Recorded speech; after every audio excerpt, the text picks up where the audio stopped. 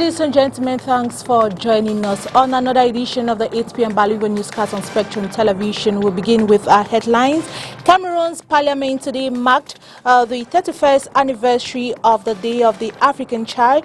During the preliminary session, they highlighted, among others, the importance of legal measures to protect children against violence of all forms. And also in sports, the Indomitable Lionesses of Cameroon have qualified for the handball AFCON and equally World Cup after winning 3 times champions in a tight score of 22 goals to 21 at today in Yaoundé. It is the first time in 17 years the team has made it to the finals. The last was in 2004. Thanks for joining us once more on another edition of the 8 p.m. Bilingual newscast on Spectrum Television. We'll begin in the French language with you, Inès. Bonsoir. Bonsoir Catherine Koné, bonsoir à vous mesdames et messieurs et bienvenue. Il faut protéger les enfants contre toute forme de violence. C'est le sujet en débat depuis ce matin au Parlement. L'occasion, c'est la célébration de la 31e édition de la journée de l'enfant africain, célébrée ce 16 juin 2021 sous le thème, je cite, protéger chaque enfant contre la violence, l'exploitation, la négligence et les abus, une priorité pour le gouvernement camerounais. Fin de citation. Le point avec Olivier Bouzik. Une étude réalisée par l'Institut national de la statistique révèle que 85% d'enfants de 1 à 4 ans ont subi une agression psychologique ou un châtiment corporel.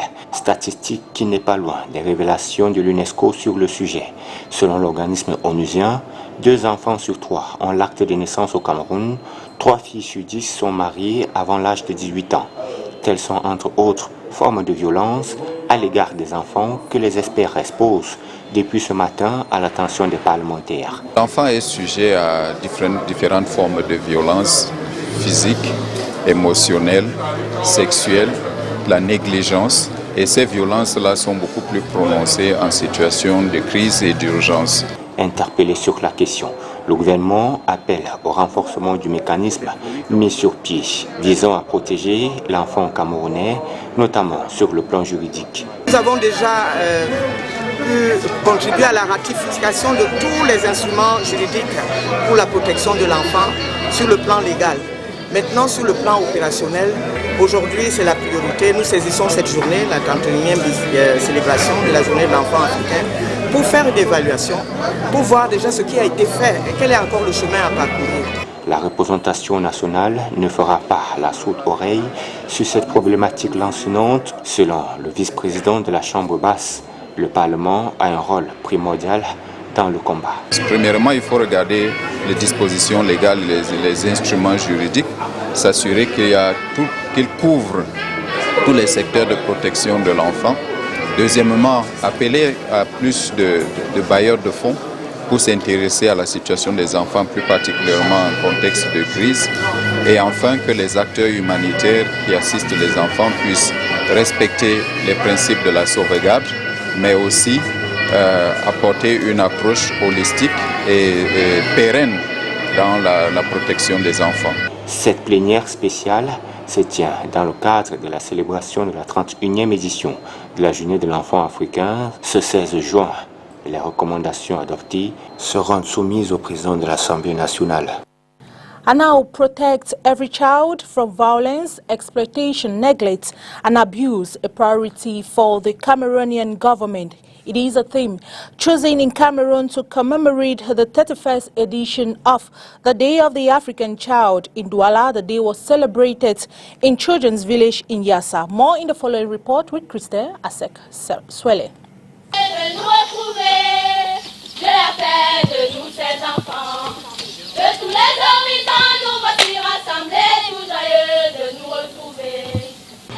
Championed by the Regional Delegate of Social Affairs for Littoral, Helen Bissom, the 31st edition of the Day of the African Child was characterized by singing, dancing and poetry performed by the kids of the Children's Village situated at Yassa in Douala.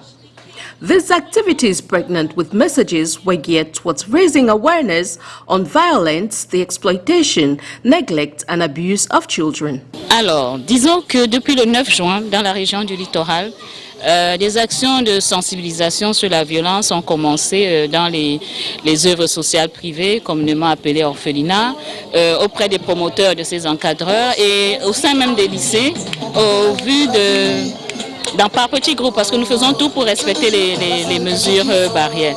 Donc l'objectif ici, bien que ce ne soit pas la clôture. Since June 9, in the Littoral region, we had started sensitization actions on violence in orphanages and even in secondary schools. And today, as we commemorate the day, we want to further ensure that the children who participated in these discussions and sensitization actions have retained something from it. And in recognition to this, we offer them a package to make them understand that your voices count. On les invite à ne pas faire des situations de violence qui vivent des tabous. Donc c'est le message que nous nous sommes passés et à la longue nous souhaiterons, peut-être pour les plus grands entre 15 et 17 ans, puisque les vacances sont déjà annoncées, les faire intervenir sur les médias, notamment au travers des députés juniors. Children, the future leaders of tomorrow. It is quite sad to see the numerous acts of violence and appalling situations faced by children in the society. The need to bring back the values and place of the African child and children in general in the society is critical, says the regional delegate of social affairs. Il y a urgence. Si on s'en tient à nos cultures traditionnelles, qui voudraient quand même que l'enfant soit la prunelle de toute une famille, tout convergeait.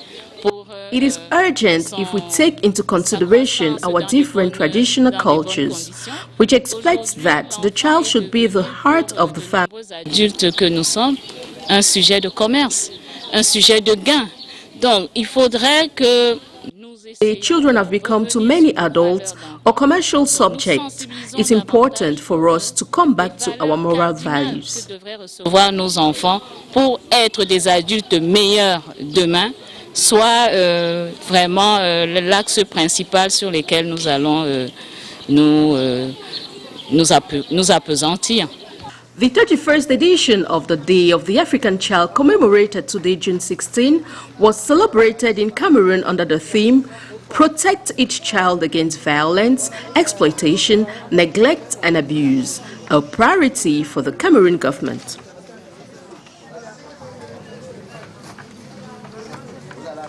Violence, intempéries, maladies et autres famines, telles sont les réalités des enfants de la rue de la ville de Yaoundé. Jafarou et Amadou sont deux enfants de la rue qui ont accepté de raconter leur histoire au micro de STV. Ceci à l'occasion de la journée de l'enfant africain célébrée ce 16 juin 2021. Même si dans le pays, le Cameroun, les lois qui encadrent les droits des enfants sont régulièrement bafouées. Mireille Siabji. L'irresponsabilité de la société camerounaise est à l'origine du nombre sans cesse croissant d'enfants de la rue. La ville de Yaoundé à elle seule en compte minimum 3000. Jafarou en fait partie. À l'âge de 8 ans, il fuit le cocon familial à l'extrême nord pour se retrouver dans la capitale politique du pays. Au départ, je vivais en famille chez moi, chez mon oncle. Alors, j'ai eu un problème scolaire donc, où l'inscription était un peu difficile. Donc j'ai fait pratiquement 2 ans sans fréquenter. Et du coup, je me suis senti mal à l'aise et j'ai dit, bon, que de rester là à la maison ou bien aller faire le commerce et tout ça. Donc je préfère, c'est mieux que j'aille me chercher peut-être ailleurs. Un autre fils du Septentrion, 13 ans, nous conte ses épopées. Et progressivement, le sourire qui illumine son visage disparaît pour laisser place à un regard qui traduit sa douleur. J'étais dans la région de la Damawa.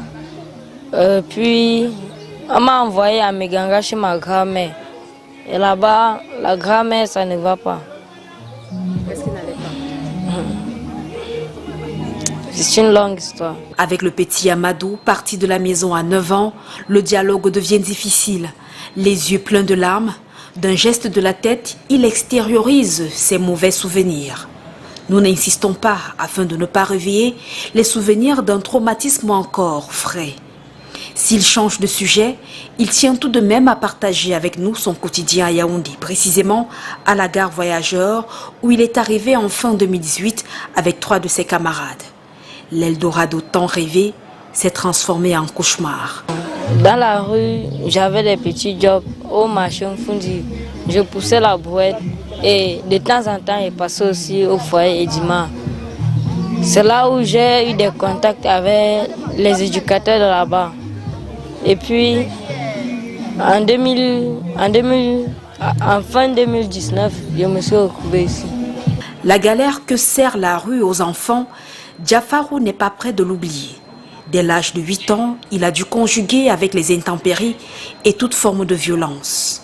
La nuit, je dormais dans des hangars ou bien je cherchais des comptoirs où c'était vide, je prenais des cartons, je mettais pour pouvoir me couvrir, pour être à l'abri de certaines choses. C'est vrai que c'est très difficile dans la rue. Dans les plus grands violences, les plus petits, il y a même des kidnappings par exemple.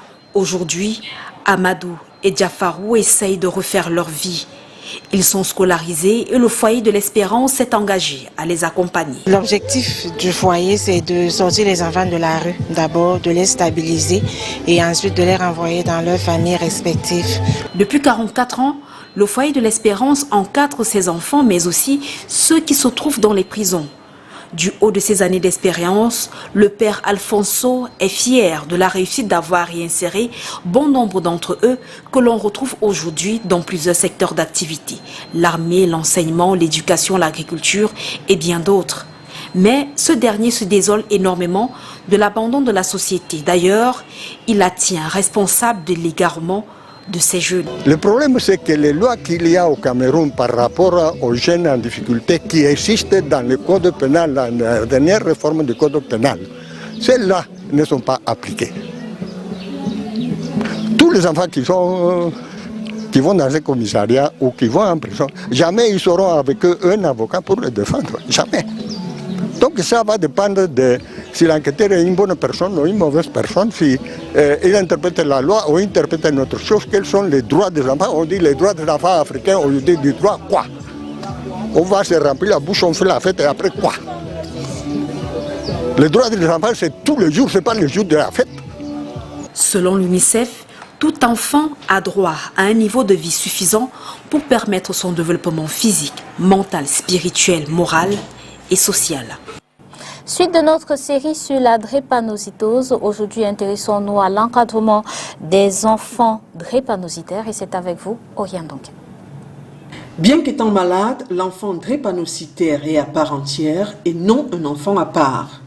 Toutefois, il va nécessiter un peu plus d'attention et d'encadrement. Il faut qu'il soit suivi par un personnel médical afin qu'on puisse l'évaluer régulièrement, prendre en charge les complications qui se sont déjà installées et prévenir les complications à venir.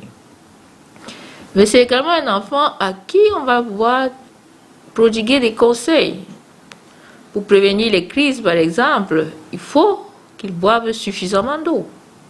C'est le premier médicament du patient drépanocytaire. Il faut qu'il soit bien hydraté.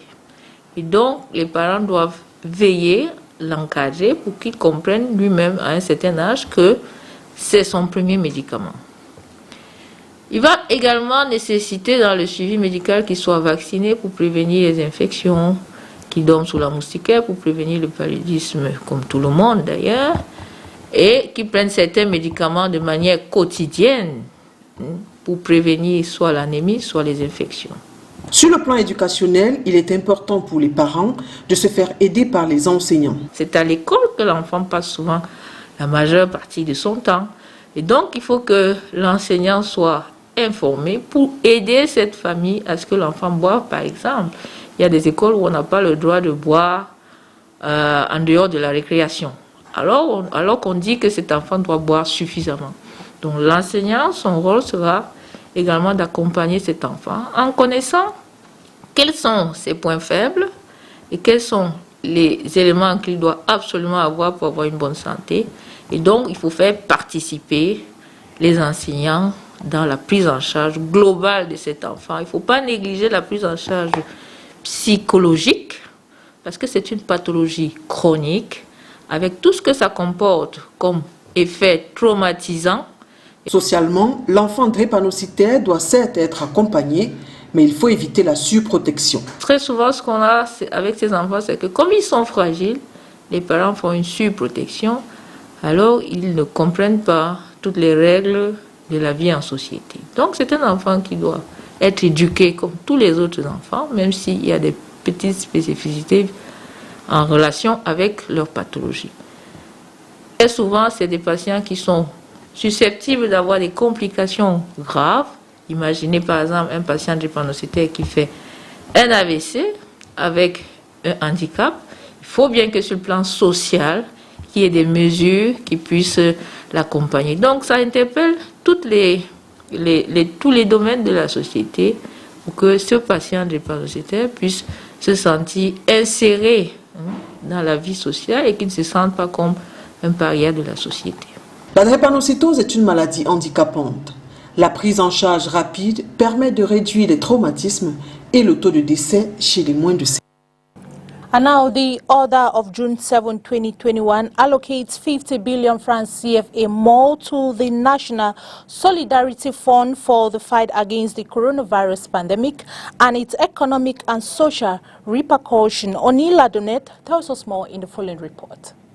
The National Solidarity Fund for the fight against the coronavirus pandemic has witnessed an increase from 180 billion CFA francs in 2020 to 200 billion CFA francs for the 2021 fiscal year. In a presidential ordinance of June 7, 2021, these funds will be used in strengthening the health system, as 170 billion has been allocated for this cause, against the 35 billion planned in the initial budget. Economic and Finance Resilience Budget witnesses a decrease from 100 billion in the initial amount to 10 billion CFA francs. The envelope allocated to strengthening research and innovation remains unchanged, 5 billion. With social resilience obtaining a 5 billion addition, it now stands at 15 billion CFA francs. Le Cameroun et la Banque mondiale ont signé ce jour 16 juin 2021 un accord pour le financement de la troisième opération d'appui aux politiques de développement. Alamine Ousmane Meh, ministre de l'économie, de la planification et de l'aménagement du territoire, et Keiko Kubota, directrice adjointe des opérations de la Banque mondiale au Cameroun. Mireille Siabzi. 54 milliards de francs CFA, c'est l'enveloppe conséquente de la signature de cet accord de prêt pour le financement de la troisième opération d'appui aux politiques de développement pour la consolidation budgétaire et la croissance incluse du Cameroun. C'est pour appuyer les efforts du gouvernement pendant la situation difficile de pandémie et pour améliorer la condition de vie de tout le monde, appuyer sur les pauvres et les plus vulnérables. Et appuyer sur les réformes ambitieuses que le gouvernement est en train de mettre en place. Cette opération est la dernière d'une série entamée en décembre 2017. Celle-ci s'est considérablement développée au cours des dernières années. Au total, 270 milliards ont été donc mis à disposition du Cameroun sous forme de soutien budgétaire. En plus de cela, il faudrait relever que notre coopération avec la Banque mondiale porte sur plus de 986 milliards de francs CFA, affectés à 15 projets actifs et essentiellement sur la base des ressources concessionnelles qui nous viennent de l'Association internationale de développement IDA. L'accord signé ce 16 juin entre le Cameroun et la Banque mondiale s'aligne sur les priorités en matière de croissance économique, de réduction de la pauvreté et de réformes telles que définies dans le programme de développement à long terme, Vision 2035.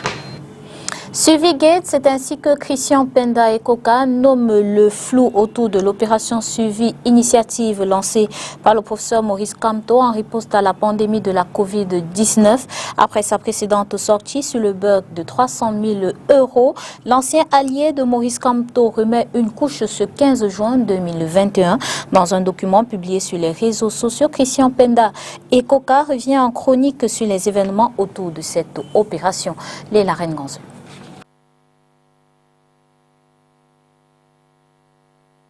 49 pages pour exprimer sa déception. Christian Penda Ekoka a décidé ce 15 juin de remettre une couche sur ce que certains ont appelé le scandale Survie. Après sa sortie il y a quelques semaines, remettant en question l'hypothèse du bug pour justifier l'écart de 3 000 € entre le montant affiché sur les plateformes et celui perçu, l'ancien président du comité de gestion de l'initiative Survie Cameroun, lancé au tout début de la pandémie Covid par le professeur Maurice Kamto pour venir en aide aux populations, revient à la charge.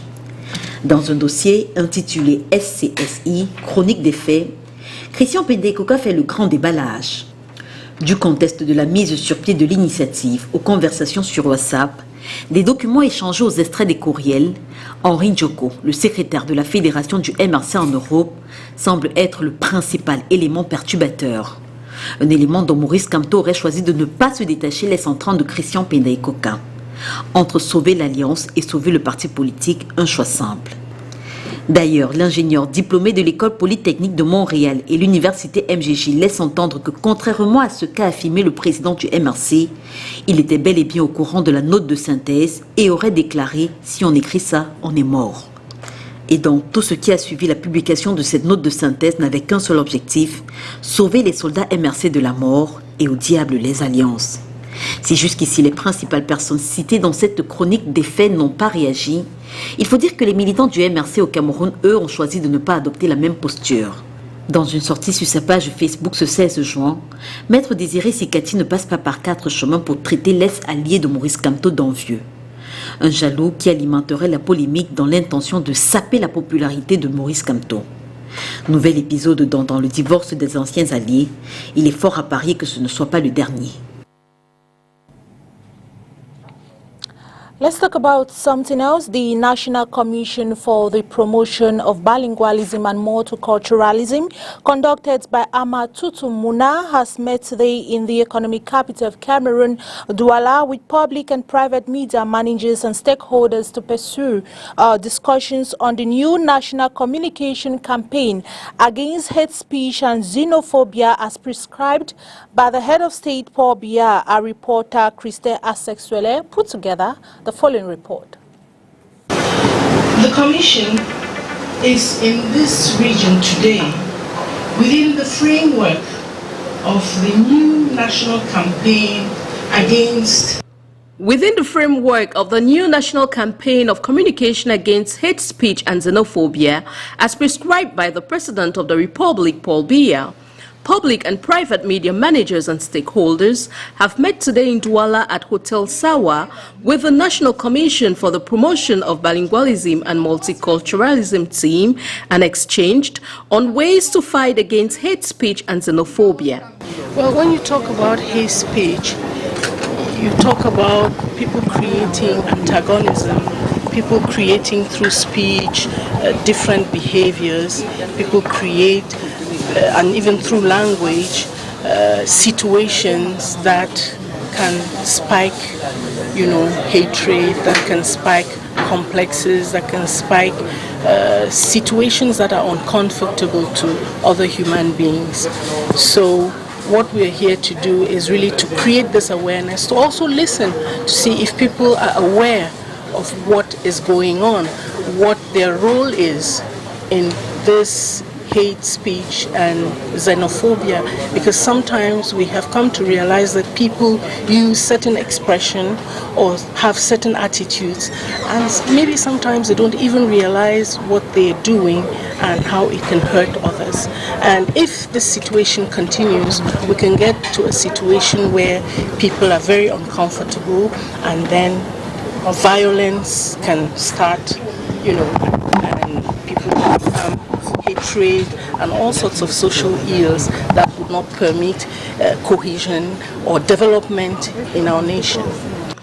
Conducted by Anna Tutumuna, who was representing the president of this commission, Peter Mafani Musonge, the discussions during this meeting were centered around the following topics: the identification of the causes and solutions of these occurrences, the presentation of findings on hate speech and xenophobia in Cameroon, and the establishment of a coalition. From this brainstorming session, information will then be presented to the head of state, President of the Republic, for probable solutions and actions, says Anna Tutumuna. The role is to come, get the information, maybe suggestions also, and then present them to the head of state. And then he will now follow suit by taking the appropriate decisions. We'll also make very, very important suggestions concerning decisions, that can be helped to improve the situation. This campaign, which started in Douala on June 15, 2021, will end on June 18 with a debriefing session of the National Commission for the Promotion of Bilingualism and Multiculturalism team. Let's talk about sports. Cameroon female handball team has qualified for the finals of the 24th edition of the African Nations Cup. Cameroon beats the Democratic Republic of Congo by 22 goals to 21 in a hotly contested semi-final game today in the nation's capital. By virtue of the victory of Cameroon over three-times champions Congo also saw Cameroon's Eko Karishma voted Woman of the Match. It is worth noting that before playing this match, these teams had qualified for the World Handball Championship to be played in Spain by virtue of them reaching the semi-final. We shall be having more of this report with Oni Ladonette. By virtue of reaching the semi-finals at the ongoing African Women Handball Championship, Cameroon, Angola, Congo, and Tunisia will be representing the African continent at the World Women's Handball Tournament to be played in Spain this year. Cameroon, who will be making her third appearance this year at the World Handball Championship, sailed through their group stage matches unbeaten at the Senior Women Handball African Cup of Nations, winning against debutants Kenya, 1991 champions Nigeria, and 2018 third place DR Congo. At the quarterfinals, the Lionesses came face-to-face with the Eagles of Nigeria for the second time, but still managed to maintain their unbeaten run. For 13 times African handball champions Angola, the ride to the World Cup wasn't an easy one, as they were paired in Group C with 4 times champions Congo and Cape Verde. The Angolan side, who have had 21 World Handball Championship appearances, were not ready to miss this year's edition and so put up a good fight at the quarterfinals, beating their opponents DR Congo. Paired in Group A with Senegal, Guinea and Madagascar, the Tunisian side was able to surpass all obstacles at the group stage, with the Guinean side still not able to stop these 3 times African handball champions at the quarterfinals. Congo, on her part, shattered the Senegalese dream of winning in Cameroon at the quarterfinals this year after losing at the finals back in 2018. Congo will be making her 6th appearance at the Handball World Cup. And that sport report drew the curtains on today's edition of the 8 p.m. bilingual newscast on Spectrum Television. See you tomorrow for another news. Good night, Inès. Bonsoir Catherine Koné, bonsoir à vous mesdames et messieurs. Merci d'avoir été des nôtres. Bonne soirée.